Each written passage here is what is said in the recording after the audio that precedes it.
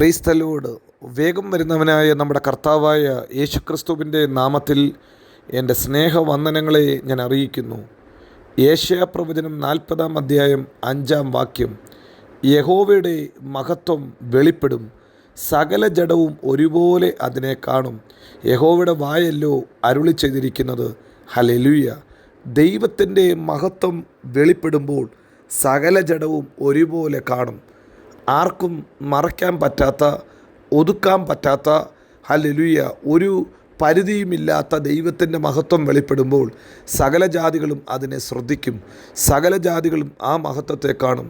ഇന്ന് പകൽക്കാലം ഈ വചനം കേൾക്കുന്ന ദൈവത്തിൻ്റെ പ്രിയ പൈതലേ, നാം ദൈവമഹത്വത്തിനു വേണ്ടി പ്രാർത്ഥിക്കുമ്പോൾ, അതിനുവേണ്ടി കാത്തിരിക്കുമ്പോൾ ആ മഹത്വം നമ്മിൽ വെളിപ്പെടും. മഹത്വം വെളിപ്പെട്ടാൽ അതിനെ മറച്ചു വെക്കാൻ, അതിനെ ഒളിച്ചു വെക്കാൻ ആർക്കും സാധ്യമല്ല. ഹല്ലേലൂയ. ദൈവത്തിന് വേണ്ടി വഴി ഒരുക്കുന്ന, ഹല്ലേലൂയ, നിർജ്ജന പ്രദേശത്ത് ദൈവത്തിന് പെരുവഴി ഉണ്ടാക്കുന്ന ഒരു ദൈവ പൈതലിനെ എല്ലാ കാലത്തും അവൻ മഹത്വവും തേജസ്സും അണിയിക്കും. ദൈവമഹത്വം വെളിപ്പെടുവാൻ നാം നമ്മെ തന്നെ ഒരുക്കി താഴ്ത്തി സമർപ്പിക്കുമ്പോൾ ദൈവത്തിൻ്റെ മഹത്വം നമ്മുടെ ജീവിതത്തിൽ വെളിപ്പെടും. എല്ലാ താഴ്വരയും നികന്നും, എല്ലാ മലയും കുന്നും താണും വരണം. വളഞ്ഞത് ചൊവ്വയായും ദുർഘടങ്ങൾ സമമായും തീരണം. അപ്പോഴാണ് ദൈവത്തിൻ്റെ മഹത്വം വെളിപ്പെടുന്നത്. ഇതാ ഇവിടെ പ്രവാചകനായ യേശയ്യാവ് കുറേ കാര്യങ്ങൾ അക്കമിട്ട് പറയുന്നു. ദൈവമഹത്വം വെളിപ്പെടുവാൻ ചിലത് താഴേണ്ട ആവശ്യമുണ്ട്, ചിലത് ഉയർന്നു വരേണ്ട ആവശ്യമുണ്ട്, ചിലത് ഒരുക്കപ്പെടേണ്ട ആവശ്യമുണ്ട്. അല്ലെങ്കിൽ ചില ദുർഘടങ്ങൾ സമഭൂമിയായി തീരണം. ജീവിതത്തിൽ അങ്ങനെ ഒരു ഹല്ലേലൂയ ഒരുക്കം നമ്മുടെ ജീവിതത്തിൽ ഉണ്ടെങ്കിൽ നിശ്ചയമായി ദൈവമഹത്വം വെളിപ്പെടും. ദൈവമഹത്വം വെളിപ്പെടുവാൻ ഇതാ ഇവിടെ പ്രവാചകൻ പറയുന്ന ഒന്നാമത്തെ കാര്യം, കർത്താവിന് വേണ്ടി വഴിയൊരുക്കണം. കർത്താവിന് വേണ്ടി വഴിയൊരുക്കണം. ജീവിതത്തിൽ ഒരു ഒരുക്കം ആവശ്യമത്രേ. ദൈവത്തിൻ്റെ മഹത്വം വെളിപ്പെടുവാൻ നമ്മെ തന്നെ താഴ്ത്തി സമർപ്പിക്കണം. എങ്ങനെ ഒരുങ്ങണം? ഹല്ലേലൂയ, ഉയർന്നതിനെ താഴ്ത്തിക്കൊണ്ടുവരണം. ദൈവത്തിൻ്റെ മഹത്വത്തിന് വിരോധമായി വ്യാപരിക്കുന്ന എല്ലാ ഉയർച്ചകളും താണു വരണം. എല്ലാ നിഗളഭാവവും താണു വരണം. എല്ലാ ഞാനെന്ന ഭാവവും താണു വരണം. ഹല്ലേലൂയ. ഞാനൊന്നുമില്ല കർത്താവേ എന്ന് പറഞ്ഞ് നാം സമർപ്പിക്കുമ്പോൾ നിശ്ചയമായി മഹത്വം വെളിപ്പെടും. നിങ്ങൾക്കറിയാം, നെബൂഖദ്നേസർ രാജാവ് തൻ്റെ ലോകത്തിൻ്റെ പ്രൗഢിയിൽ, തൻ്റെ മഹത്വത്തിൽ താൻ വലിയ അത്ഭുതങ്ങൾ ചെയ്തു, താൻ വലിയ വീര്യപ്രവർത്തികൾ ചെയ്തു, താൻ വലിയ രാജാവെന്ന് തനിക്ക് തന്നെ ഒരു പേരുണ്ടാക്കി. എന്നിട്ട് ഇതാ വേദപുസ്തകം പറയുന്നു, തൻ്റെ പേരിൻ്റെ ഹല്ലേലൂയ ആ വലിയ പദവിക്കൊത്ത് താൻ നിഗളിച്ചു. തൻ്റെ സ്വന്തം കഴിവെന്ന് പറഞ്ഞ്, എൻ്റെ സ്വയം ഇടുക്കുകൊണ്ട് ഉണ്ടാക്കിയെന്ന് പറഞ്ഞ് ഒന്ന് നിഗളിച്ചപ്പോൾ ദൈവം അവനെ പുല്ല് തിന്നുന്ന കാളയ്ക്ക് തുല്യമാക്കി. എന്നാൽ വേദപുസ്തകം പറയുന്നു, അവൻ 7 വർഷത്തിന് ശേഷം അവൻ തന്നെത്താൻ താഴ്ത്തിയിട്ട് കർത്താവേ ഞാൻ ഒന്നുമില്ല എന്ന് പറഞ്ഞ് സമ്മതിച്ചിട്ട് തൻ്റെ കണ്ണ് ഉയരത്തിലേക്ക്, ദൈവത്തെങ്കിലേക്ക് ഉയർത്തിയപ്പോൾ എന്താ സംഭവിച്ചത്? അവൻ്റെ മഹത്വം മടങ്ങി വന്നു. ജീവിതത്തിൽ മഹത്വം വെളിപ്പെട്ടു. അവൻ്റെ മഹത്തുക്കൾ, അവൻ്റെ പ്രഭുക്കന്മാർ അവനെ തേടി വന്നു.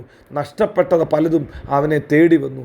അവൻ്റെ മഹത്വം കണ്ടിട്ട് ലോകം അവനെ ഹല്ലേലൂയ ആദരിച്ചു, അവനെ മാനിച്ചു. ഇന്ന് പകൽക്കാലവും എല്ലാ നിഗളഭാവവും താഴട്ടെ. ദൈവവചനത്തിന് വിരോധമായി നമ്മിൽ ഉയർന്നു വരുന്ന നിഗളഭാവം, ഞാനെന്ന ഭാവം, നാം പലതും ഉണ്ടാക്കി എന്നൊരു ഭാവമുണ്ട്, അതിനെ മാറ്റിക്കളയണം. അങ്ങനെയെങ്കിൽ നിശ്ചയമായി ദൈവമഹത്വം വെളിപ്പെടും. 2, വേദപുസ്തകം പറയുന്ന എല്ലാ താഴ്വരയും ഉയർന്നു വരണം.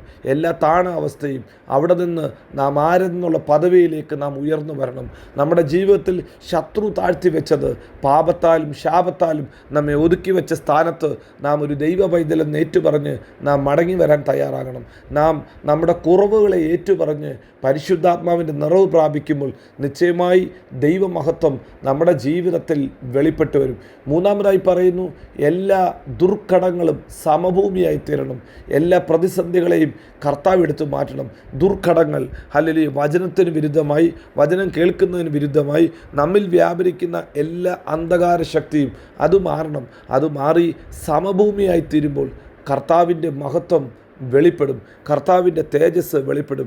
യേശയ്യാ പ്രവാചകൻ 60-ാം അധ്യായത്തിൽ പറയുന്നു, എഴുന്നേറ്റ് പ്രകാശിക്കുക, യഹോവയുടെ തേജസ് നിൻ്റെ മേൽ വന്നിരിക്കുന്നു. നാം എഴുന്നേറ്റ് പ്രകാശിക്കേണ്ട ആവശ്യകത ഉണ്ട്. പലപ്പോഴും എഴുന്നേൽക്കാൻ പറ്റാതെ ശത്രു പലരെയും താഴ്ത്തി വെച്ചിരിക്കുക. എന്നാൽ യേശയ്യാ പ്രവാചകൻ 59-ാം അധ്യായം തീരുമ്പോൾ നമ്മെ ഉയർത്തുന്ന നമ്മെ എഴുന്നേൽപ്പിക്കുന്ന ദൈവശക്തിയെക്കുറിച്ച് പറയുന്നുണ്ട്. 2 കാര്യങ്ങൾ പറയുന്നു. ഒന്ന്, ദൈവത്തിൻ്റെ ആത്മാവ്. 2, ദൈവത്തിൻ്റെ വചനം. ദൈവാത്മാവ് നമ്മുടെ മേലുണ്ടോ, നാം തല ഉയർത്തി നിൽക്കും. ദൈവത്തിൻ്റെ വചനം നമ്മിലുണ്ടോ, നാം തല ഉയർത്തി നിൽക്കും. ഇത് രണ്ടും നമ്മെ താഴ്ത്തിക്കളയുന്നതല്ല.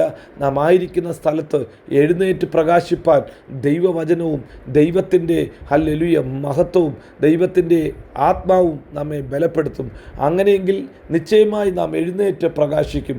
നോക്ക്, വചനം നമ്മുടെ വായിൽ ദൈവം തന്നെങ്കിൽ ആ വായിലെ വചനം നാം മറ്റുള്ളവരിലേക്ക് പകരണം, നമ്മുടെ തലമുറകളിലേക്ക് പകരണം.